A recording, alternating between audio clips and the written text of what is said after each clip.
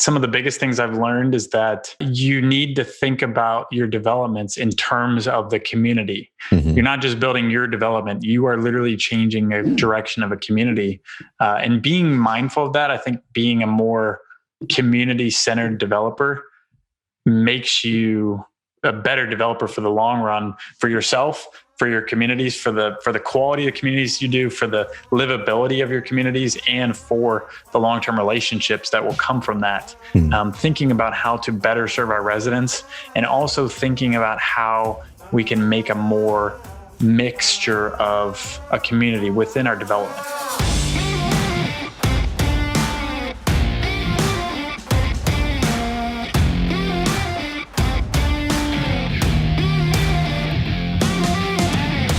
Helping hardworking real estate investors, agents, and entrepreneurs grow a better business, mindset, and future. This is the Carrot Cast podcast. Now here's your host, Trevor Mock. What's up, y'all? Diving into an episode of the Carrot Cast on a topic that we've never done here.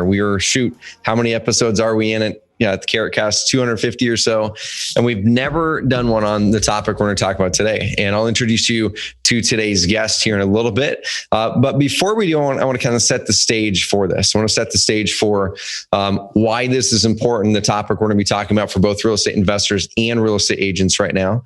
But it doesn't matter if you're an investor or agent or even not in real estate. We're going to be talking about some really cool stuff that every human being needs to be baking into their work, whether you own your own business or not. And that comes down to purpose and your why. So one thing you guys will see in the market right now is I live in Roseburg, Oregon. It's a small town, 25,000 people. You cannot get housing here. You can't. You can hardly find any apartments. You can hardly find things that are 2-bedroom, 3-bedroom type of apartments. You're on a big waiting list. And this is small town Oregon in the middle of nowhere. And we start to look all across the country. I hear it from everyone is housing is at a deficit right now. You look at the housing market right now, house prices are way high. Interest rates are low. There's not very much inventory all around on the sales side or the rental side. And so one thing that today's guest has done an amazingly well, better than anyone that I've personally been able to talk with, is he has built out an affordable housing portfolio, well over 1,000 units, helping to strengthen communities, helping to have an amazing business model and doing it with passion and purpose baked into it. So I'll introduce you guys to our guest today, Evan Holladay. What's up? Welcome on the Carrot Cast, man. Thank you, Trevor. Thank you so much for having me. Love what you're doing with Carrot and excited to be here today, man. Evan, so I'm going to throw the headline at people first, right? I'm going to throw the headline. So you have 1,347 units as of the time that we got that information. How old are you right now? 30 years old. Cool. 30 years old, 1,347 units, over $200 million portfolio value. And that part is very impressive. We're going to dive into how you've done that, how you started. Really, we're going to go through the steps of how to get into affordable housing. But then I also want to kind of dive into more in the back half of this call about the why, like what are you doing with the business? And I'm going to kick off this. This is going to be a little cliffhanger for everyone. And then we'll fully dive into Evan's backstory.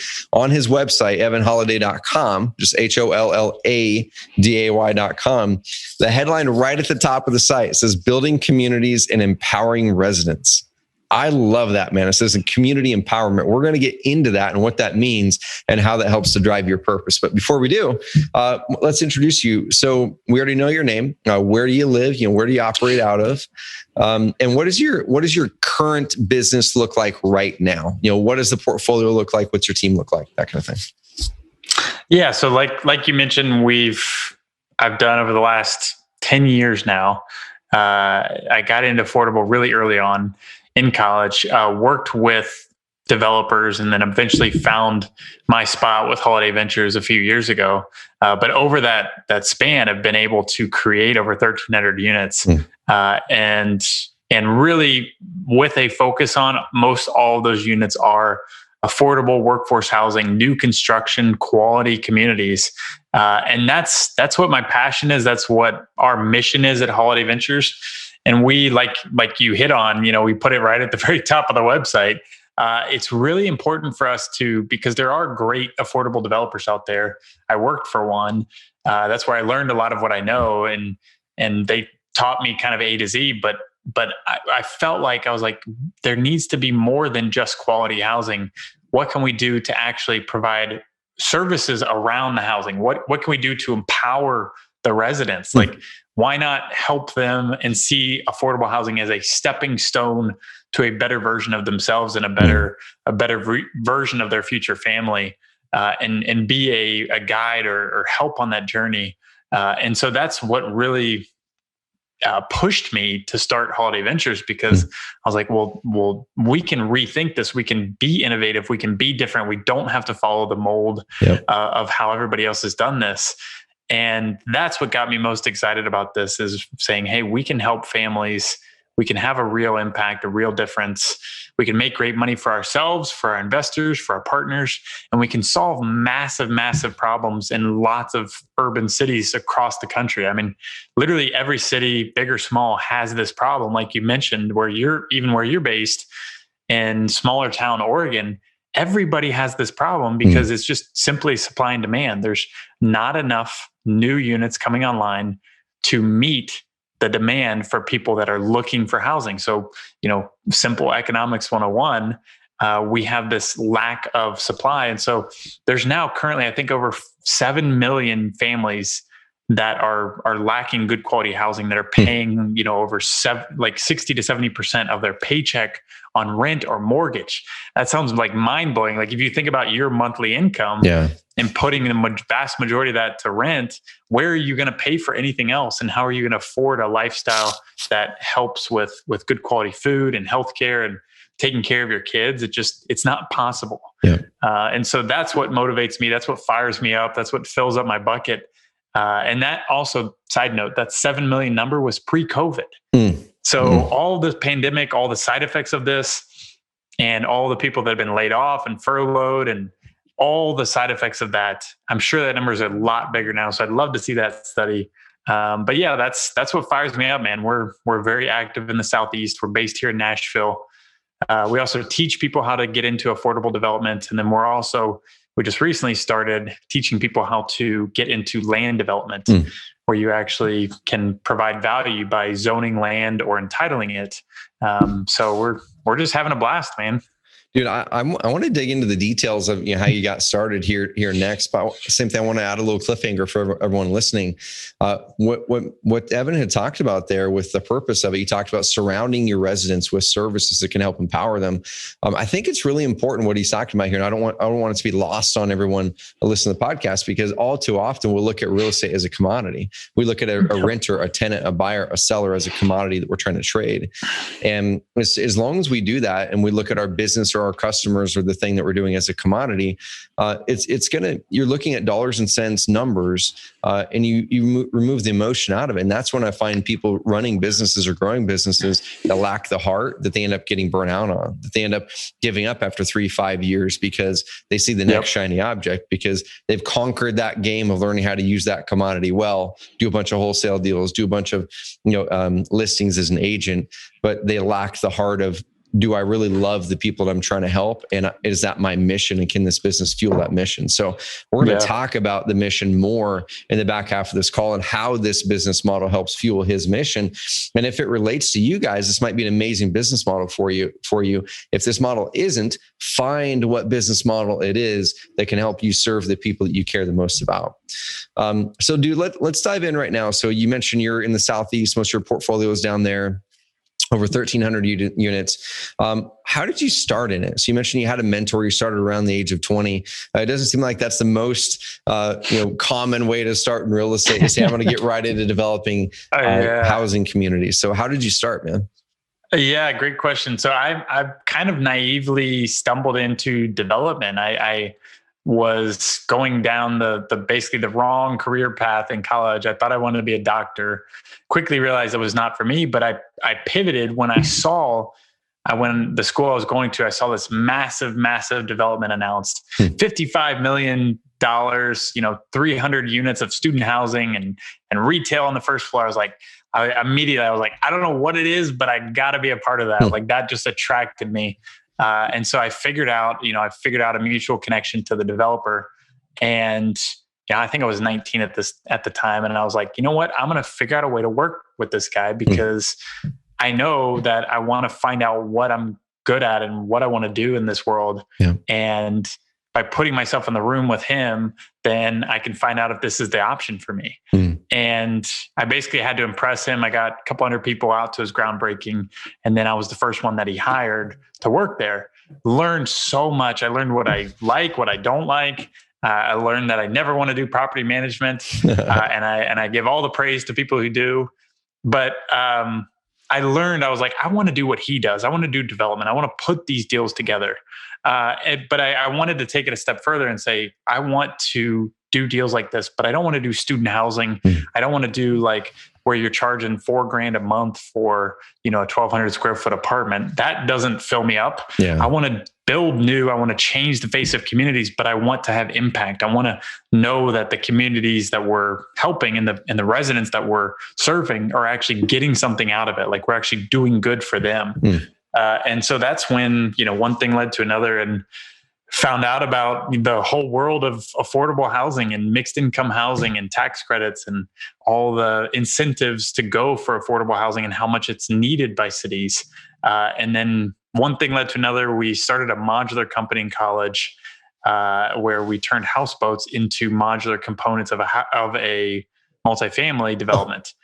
And then we're looking for partners for that. And then we found out I was trying to pitch partners and ended up partnering with one of the development companies who is now the biggest affordable developer in the country.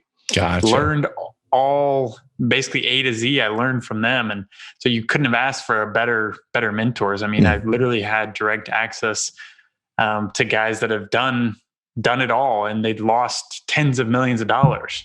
And so they always said, they're like, hey, our goal is to take everything we have in here, put it in your head. And so instead of making $10 million mistakes, you make $1 million mistakes. That's good. And that was huge for me because I felt like I turned decades into days by being surrounded by guys like that. And, I was working on, when I was 25, I think it was, 25, we closed the first development I did. It was $29 million, 192 units, Baton Rouge, Louisiana. And it was so amazing to me because leading up to it, it was like a year and a half worth of work. And I didn't see any dirt moved whatsoever. And then finally, you hit this climax of finally closing. And once I went out to the construction site, I went down to Baton Rouge. It's a development called Port Royal. And I saw like 50 guys on site, pouring concrete, putting out footers, laying the foundations for all the buildings. I was like, holy crap. I was like, this is why we're doing what we're doing. Like, not seeing anything for a year and a half. And then all of a sudden you see 50 guys. It's such a great feeling. Because you're like, hey, we're giving jobs, we're creating housing, and we're making money doing it too. And we're leaving a lasting impact and a legacy. Dude, I love it, man. So I want to dive into that first deal in detail, but I want to kind of backtrack a little bit. There were a series of steps that you had mentioned a little bit ago on your journey that I don't want to have fly past people, because oftentimes people look at the number, the 1,347 units, and that first deal, $29 million development deal with 100 plus units. We'll look at that and we go, oh my gosh, how could I make that leap? How am I going to ever go do a $29 million deal when I haven't even done a $12 deal or whatever, right? And so I want people to make these connections here. First of all, you went out there and just worked for someone for free. You said, I want to make a connection first, guys and gals. So it wasn't immediate. It was years in the making before that $29 million deal happened. He worked for free for someone, impressed them, got to work with them, learned what he liked, what he didn't like in that. And he kind of double clicked. He double tapped down on the things he liked. And he said, I'm going to take the things I don't like and cast them aside. Then next he said, okay, now I'm on my own. I can't go do the $50 million deal right now like that guy did, but where do I start? Houseboats, man. It's like creativity. Dude, how did that idea come up in the first place? So did you see it online and you're like, I'm just going to do what someone else did? Or how'd you come up with the houseboat idea? So it's kind of funny story, but basically we were supposed to start a business, like a fictional on paper business for a business class, an entrepreneurship class. And so we found out I was really interested in real estate at the time. I was already working for the developer. And I was like, well, I want to do something in real estate. And I found out that another university was already putting together these plans. It was basically part of their design class, their architecture classes. And so Kentucky has a mecca of houseboat manufacturing plants. And they had laid off 1,100 skilled workers at all these plants after 08, 09 housing crash. And so we're like, well, what can we do to put those people back to work, use the same facilities, and build modular components? And, it's the same rectangular shape as an apartment almost. Yep. And so we're like, well, let's take these architects are already putting together the plans for us as a class. So we got the rights to the plans. We got like the dean of the architecture school to get us the rights of the plans. And we started using those to put together our business model. And at first it was for a class. And then we realized we're like, hey, wait a second, we're starting to win some of these business planning competitions. Let's actually create something out of this. And so we were able to build a few smaller single family developments. And then we were trying to scale that to like 20 units or 40 units. Again, totally naive, like you said, like not knowing really anything, but we had confidence and we had, we believed in ourselves that, hey, if we put in the right motion, if we brought in the right partners, we had a board of advisors who were helping us on our journey. I mean, we were 20, 21 years old at this time and just trying to learn, like by a fire hose, how all of this is done. Yeah. Looking back, I realized we knew very little of anything, but we tried, and that put me in the right spot. Like you said, that put me in the right rooms to then get a job and work with a group that was the best in the country. Dude, so it's so important because there's a common thread that you've got where you found smart people who could guide you and who had been there before, right? There's an initial mentor, then you had a board of advisors that you kind of surrounded around you with that project. And then you went and found more mentors, but taking it to the next level. So I want everyone to listen to that because that's something I think a lot of us get caught up on is that we've got to do the thing ourselves. We've got to do well, shoot, I don't have the money to go pay a mastermind. Well, he didn't pay anyone for that. He paid them with time at the start, and then he paid with just executing. Then he actually got paid to learn from the next job. So everyone listening to this, don't be afraid to work for somebody else or to do free work for a period of time to learn versus jumping right into wholesaling, flipping, being an agent, whatever it is. It's going to accelerate the process. And to stack on that real quick, Trevor, I think the apprenticeship model, it's just kind of what we're describing. Like it's so underrated. Like you said, everybody wants to go out and make the quick dollar and get started and build their business. But it was tough in the moment for me to work for somebody else because I knew I was entrepreneurial. I knew I wanted to start my own company at some point. But I knew that the best way for me to get there was by working for somebody else instead of having to start from ground zero, teach myself like, hey, how do I do a 20 unit? How do I do a 40 unit? How do I do an 80 unit? Instead of working my way up, I was like, well, let me work for the guys that already know how to do 192 unit deals. Gotcha. And that way I can just, leapfrog to that size deal. And then when I come out of working there for a few years, then I have that experience, the relationships, the know-how to be able to just jump right to the big deals. Dude, and some people would look at that as lost time, right? In their minds, they're going, well, I don't want to waste 3 years working for someone else. But in actuality, like you had just said, if you were doing it on your own those 3 years, you would have to start from the bottom up. Hey, I'm going to learn how to do 10 units, 50 units, whatever. Those 3 years, you accelerated the process and you came out knowing how to do 190 units. So let's dive into that now. Because a lot of people are probably going, okay, cool. How did you actually do the first deal? So, where did the 29 million come from? Did you find it in a hole? Did you have a rich uncle? So let's kind of dive into that. So let's break apart the deal a little bit. And what was the outcome of that one? So you mentioned how many units, are you the full owner of that one? Do you have partners on that? And let's kind of define what affordable housing is to you too, because that's something that people might be asking, well, what is it? Is there an actual definition of affordable housing that people should look for? Yeah, I would definitely say affordable housing has many different definitions to many different people. I think it usually, to a lot of people, has a negative connotation, which is part of our job as affordable developers is to help educate and help, spread the word spread the gospel of what is good quality affordable housing. And so the technical definition of what we do, which is we use tax credits to finance what we do. And so that's typically 60% of area median income. Those are the the residents, the clients that we're serving. And so those are typically your teachers, your firefighters, your service level jobs, your retail jobs, your accountant, your administration.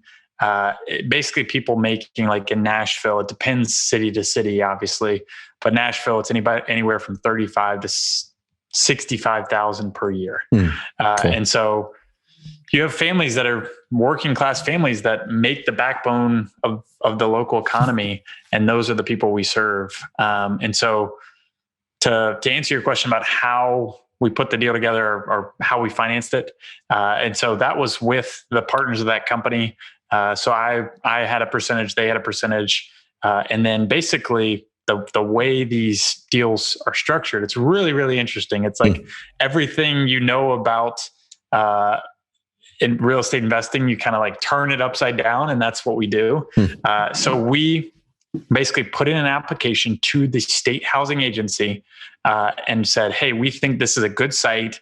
We put together a plan, we put together a team, and then we submit an application, and we ended up scoring the highest on that application. So we were able to get not only tax credits, we also got tax exempt bonds, which we use for our debt. So credits are your equity, bonds are your debt. And then we got also a grant or a cash flow loan called home funds. So those are federal funds that go to the state. And then this in turn, basically tax credits are 40% of your financing capital stack. Your debt is typically 50% and our home funds was the other 10%. And so of the $29 million, that's what our capital stack was. And so we get the credits, and then we can actually turn around.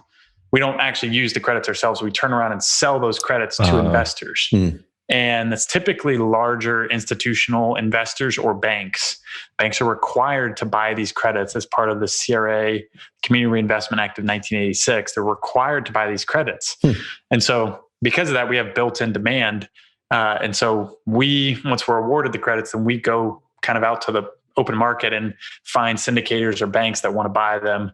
We find a partner, we bring them into the partnership, and then they stay into the deal for 10 to 15 years as the credits are delivered.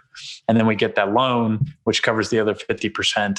But then in the process, we as the GP, we have to cover the pre-development expenses. But once the deal closes, our pre-development expenses are paid back to us. And at that point, we have no cash in the deal, and we basically collect the developer fee and the cash flow. Now, here's the interesting thing is our tax credit equity investors, the ones that put up 40% of the money, they don't want any cash flow. So there's no, cash flow ROI or cash on cash for them. Their return is through the credits themselves. Gotcha. And so they'll pay, 88 cents on the dollar. So every dollar of tax credit they get, they pay us 88 cents or whatever the number is, whatever the market is at that time for in cash to go pay for the project. So they're getting a 12% immediate in that case. Then for everyone that's kind of working that math in your mind, it's someone who's got either a bank or someone who has a lot of profits they need to offset. They'll go and buy those tax credits from a guy like Evan who's got them. And they earn that 12% margin between, hey, I would normally have to pay this to the federal government. Now, instead, I only have to pay X% to the federal government. Dude, that's powerful, man. That's really powerful. Yeah. Cool. Yeah. So, and they take all the write-offs and depreciation and the losses. So that's why, it's weird because you're used to splitting cash flow, used to splitting everything. But in this case, we get all the fee, we get all the cash flow, they get all the losses and depreciation and credits. Gotcha. So what does the partnership look like in that case? So what was your role in that first deal? Then we'll kind of go to the future ones now, but I'm sure people are probably kind of picturing in their mind, they're going, okay, so did he find the property? Did he design the thing? Kind of what was your role in that first one? So you could be a part of that deal. Yeah. So it really, the best way to earn equity on a deal like this is to be able to put in the sweat equity on really A to Z of a deal. So I found the site, I coordinated with the property management company, made sure we could get the rents we needed for that site. I put in the grant application. It was the first technically the first application I ever did. Somehow was lucky enough to get awarded. Yeah. And so put together that whole application, assembled the design team, the architect, the engineer, and made sure that we built adequately. We built at costs that we could afford to pay for, coordinated with the GC, found our debt and equity partners, brought them on, negotiated with them. Obviously, being my first deal, I had some guidance from the partners, but this was something that, they fully expected me to take this from beginning to end. Yep. And that's where the sweat equity comes from, is being the point person, being fully responsible, and, imagining that you have a little sign on your desk that says the buck stops here. This is where responsibility takes over, and you have to say, hey, this is ultimately on me. And that's how you earn sweat equity. Yep. So what, if you don't mind sharing this, so what percentage should someone kind of expect or negotiate for if they're running that role in the deal? Do they get a part of the cash flow? Do they get equity in the property? And what percentage is kind of normal? Yeah. So what I got on that deal, that was 10% of fee and cash flow. Cool. Which is amazing. So, that's crazy. Yeah. Cool. Yeah. So if you imagine, $29 million deal, it is pretty amazing, especially when those things, when you get multiple deals and they start all cash flowing. I like it. So you moved on to the next deal, and you've done several since then. Has anything changed in the model now that you've got more experience for you in those deals, other than what you kind of broke down right there? Or is it pretty much, man, I'm just taking this exact same thing, rinsing and repeating it?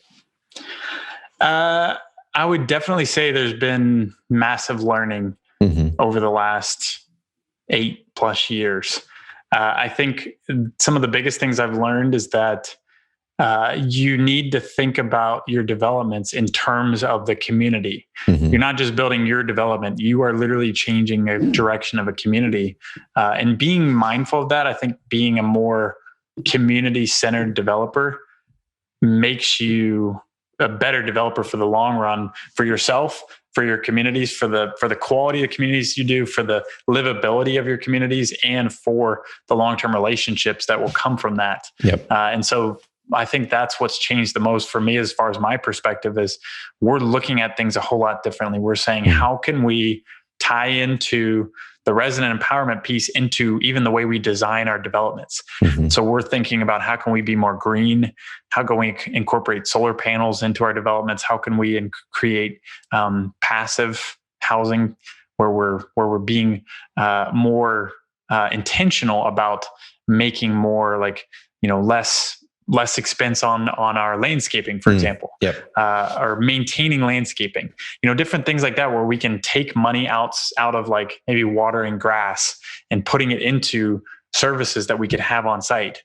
Thinking about how to better serve our residents, and also thinking about how we can make a more mixture of a community within our development. So meaning, like, not just building 192 units.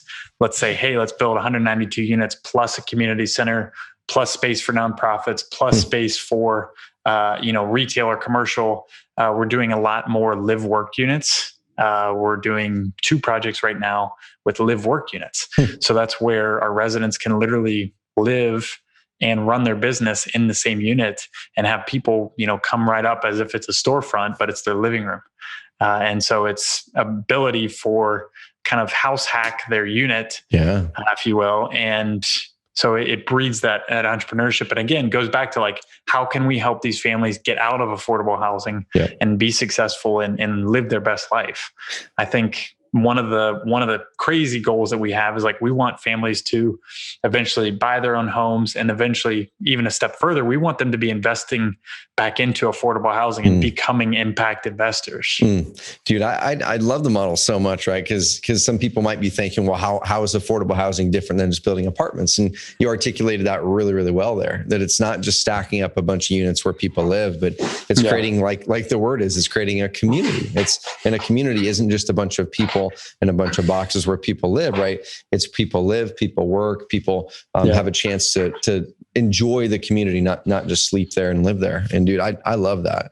So let's kind of go into some of the mission stuff. I know we talked about some of the wins you've had there, some of the struggles early on too, but People do kind of think mission in general is a touchy-feely thing, especially when you're just now trying to get into business, because oftentimes the reason we get into business is some sort of financial reason. You want to get away from a job you don't like or whatever it is. And then eventually, as you hit those financial goals, people then make the shift and go, oh man, that didn't unlock the purpose and happiness in my life that I thought it would. Now I need to move to purpose with my business. So dude, for you, it sounds like you did this from the very beginning, where you baked in mission into the business from the very beginning. How has that evolved over the years, Evan? How has that evolved where your mission is baked into your business even more? And how are you doing that with your team? How are they buying into that mission too? Yeah, that's a great question. I think it goes back to actually what we talked about on Monumental with you about your non-negotiables, which I loved. And coming from a place of saying, okay, this is what I want out of my business. And so when I first started Holladay Ventures, like I took traction with me. We went to Costa Rica, and I just spent like 2 weeks just like brain dumping everything I wanted out of a business and everything I didn't want, and getting crystal clear on like, writing out what are our core values? What do I really care about? What do we really care about? And then being able to combine that with the crazy passion that I have, the unexplainable passion that I have for, creating communities of impact and attainable housing.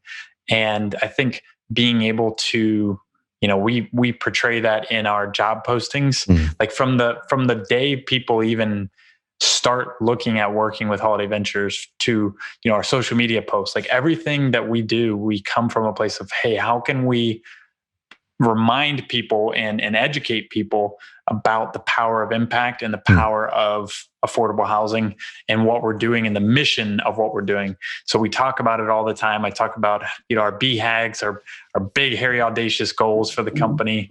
And I think when you talk about it enough and you share that energy and that passion and you share that vivid vision, I think people get excited and it's contagious. And I think they're ultimately going to fall back on you as the leader and say, hey, is he passionate about it? Yep. Are they passionate about it? And so that's where it starts for us. And then it just reverberates through. I mean, all the way through our interviews, we're asking them, say, hey, why did you apply to this position? I think we did like 5 interviews today, actually looking for new real estate people. And, I want to see hunger and passion for making a difference in the world in the people that we hire. And so if they don't show that in the interview, then that's the first thing I look at. And if they don't have it, they're out. So that's ultimately, I think, how we're building our culture is starting from a place of passion, and everything else, the details we can teach, but the passion we can't. Dude, this just popped up in my mind. Do you have a connection to the end client, the low income housing client in some way, other than experiencing it through developing at the early phases? Like, where is your connection to that market, and why does it hit you in your heartstrings? I think so. Honestly, when I first got started, I think it came from a place of, honestly, my parents, especially my mom, was very good about reminding me and teaching me that you must treat others how you want to be treated, and also honestly just come from a place of love. And I think her teaching me that, and she passed away from cancer at a young age for me, and being at her funeral, like seeing the amount of people that showed up that just cared about my mom and said, my mom, she was there for me for this. She was there for me for this. And like, she didn't even care about anything else. She just cared about me as a person. Yep. And I think if we all came from that like heart-centered place of saying, hey, these are just people that maybe need a little help, or, we're all just trying to get by in life. We're all just trying to, live our own life. And I think if you figure out, hey, these are people that could use a little help, and I can give a little help, then that's where I started. And honestly, as far as the resident piece goes, I honestly didn't have that at the beginning. Yep. But that was something that I would actively, it was actually my first grand opening is when it really like turned for me, where we had a resident, we had the mayor of Nashville, we had a resident speak, and the resident said he's 25 years old, and he said, "This is the first time I've ever had a place to myself." It's like I've worked in a nonprofit, helping kids out of foster care find housing. And he's like, I just always came from a place where I wanted to give them my housing. So I always had people living with me. And he's like, when I turned the key into this place, into my apartment here, he's like, I literally started bawling because it meant that much to him just to have a nice, clean, quality place to come home to. And so that like brought energy to me, even more energy. Time, I was like, this is why we're doing what we're doing. And there's thousands of people just like this guy who are giving people, but aren't even setting enough, aside for themselves. Dude, so I want to talk about this a little bit because purpose, passion comes up a lot, right? And it's something we're all seeking, but there's not like this clear path to say, do these 6 things and you'll find it, And oftentimes it finds you in the circumstances that you're not even looking for it. And so in that moment, and this is what I've found over and over again, is oftentimes your purpose or passion in your work will find you. You won't find it. And number 2 is it's usually when there's something emotional that happens in something. It could be, for me, I went through as an entrepreneur some crap that I don't want other entrepreneurs to go through, right? Like building a business that I thought was gonna be this dream, and it ended up being sucking the life out of me and almost killing my family and all these things. I'm like, if other entrepreneurs have this dream of freedom and flexibility and growing their finances and actually build something that does the opposite, how can I save them from doing that so they save their families and they can save their communities? So I had that emotional attachment to it. And same thing now, whenever I see our customers saying those same stories back where we're helping them do that, I get choked up. I'm not a crier, man. Like I don't cry. And it's not because I don't want to. It just takes a lot for me to have that trigger, a death of someone in the family or someone that I love, or customers saying how we changed their life. And literally, like, it's this immediate reaction. And the same thing with you, where you had this product and then you saw how it was touching someone and that connected with you in some way. You're like, damn, there's something here. There's something here. And you went deeper on it. So I want to challenge everyone who's listening to this, that if you're thinking about what is your purpose, what's the passion, what is the purpose of your business, don't think about that right now. Just go out and do business, but be open for looking for that impact. Be open for and recognize when you see that emotional effect on you because of something your business did for somebody else. Look at that and go, man, there might be something here. Should I go deeper on that? That's a big deal, man. I love what you guys have done. Love it. So let me talk about a couple like little mechanical things in the transaction. So you had mentioned entitlements, you'd mentioned rezonings, things like that. We don't have enough time to go through a whole workshop of that, but what are some of the things that you have done to be able to get through some of those hurdles on transactions like entitlements or rezonings? Or are there some tricks people can look at or places they should go? Yeah, that's a great question.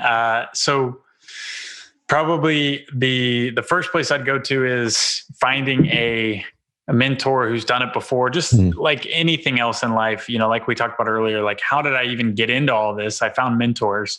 So if anybody is interested, we do mentoring coaching program, landdevelopmentexperts.com. But to take that a step further, I would say figuring out, first off, first educating, mentor, and then figuring out specifically what is your target market, like what kind of product are you looking to place in a site or a development? Even if you're not trying to do it, who's your audience that you're trying to sell it to? And so I think this is like one of the best versions of like a wholesale that anybody could ever do, where you could literally take a piece of land. So to give you an example, we're about to close on a deal in Huntsville, Alabama. It's 22 acres, and all in, we're basically purchasing the land for about $1.6 million. We spent about $100,000 to rezone it, to get it annexed into the city of Huntsville, to allow for 400 plus units of multifamily. And we specifically picked the site because we're like, hey, this is the highest income part of Huntsville. We know there's tremendous value here. We back up to 10 plus miles of trails. There's just massive value. And so I looked at it first as an affordable side. I was like, this would be phenomenal. This would be beautiful. We could tie in, make it a trail oriented development. And I got really excited. And then the city said like no affordable here. Like you don't need our help. Filling that last 10%, I needed their help. And they're like, no, we're not going to give you. So I said, well, I don't want to develop it because that's my sweet spot, but I couldn't pass up a great site. And so my partner and I, we looked at, we're like, hey, why don't we entitle it and zone it and get it ready to go for a luxury market rate multifamily developer. And so that was our core audience. So we did all the work. We did the phase one, the geotech, the survey, all of this front end information about the site. We did market research. We did comps. We did everything. And then we put it into a nice 45-page, really pretty marketing package. And we started cold calling. We were dialing for dollars, just like wholesalers are finding their buyers, except for we were, calling guys that could do a $60 million deals. And so we found out who the top developers were in Huntsville. We found out who the top developers were throughout the Southeast and had a history of doing this type of product. And we just started calling them and we ended up getting 3 offers. And so now we're basically going to sell it for double what we have into it. For about a year's worth of work, and we never actually had to buy the land. So if anybody's interested in doing that, it's a phenomenal way to kind of like upscale into a whole nother level of wholesaling without actually having to take on risk of buying the land. You can put the land under contract, and then before you actually have to buy it, sell it to somebody else. And so the return on investment of time and money is tremendously valuable as long as you can find that unique piece of land. And back to your question of like, where do you, where's the value? Who do you go to find this kind of stuff? I think taking, like we were talking about, like finding your core audience and then figuring out, okay, who or what at the local level, like the planning commission, the planning staff, or the city council members say, hey, do you think this is possible to get this upzoned? Or do you think there's potential here? Like, would you guys possibly approve something like that? That is a phone call that takes 10 minutes. And that can typically give you at least some direction or a good idea of if they will approve it. So that's probably where I would start. Dude, so I love it, man. So with that deal, you guys didn't own it, you wholesaled it. How do you go through that process of rezoning and doing all that stuff if you don't own the property? So was the property owner a partner in that overall exit with you guys then? No, we put in our original purchase agreement. We do this for everything we buy. We basically say anything we need to do to entitle this for our end use, the buyer will agree to help us. Like they'll sign any documents they need to sign. So we just put that right in our purchase agreement. Gotcha. That's smart. That's way smart. So guys, if you're listening to this, it's like Evan said, it's the same process as wholesaling a property, it's just bigger numbers and some things that less people are researching and knowing how to do. So, dude, I love it, man. You guys are making a huge impact too, which is great. So let me finish with this.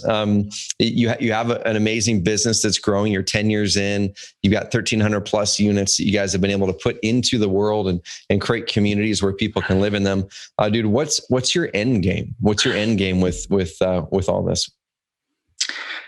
Really, the end game for us is I just want to look back and say, hey, we actually made a real difference in the world of the affordable housing crisis. So that with the 7 million families that need housing right now, probably a lot more, I just want to say, hey, we actually made a difference. We helped educate people. We helped empower people. Not only our residents, we help them live a better life by providing the housing, but we help teach people how to go out and do affordable housing. I mean, I know I can't do all 7 million units on my own, so I want to help other people do it too.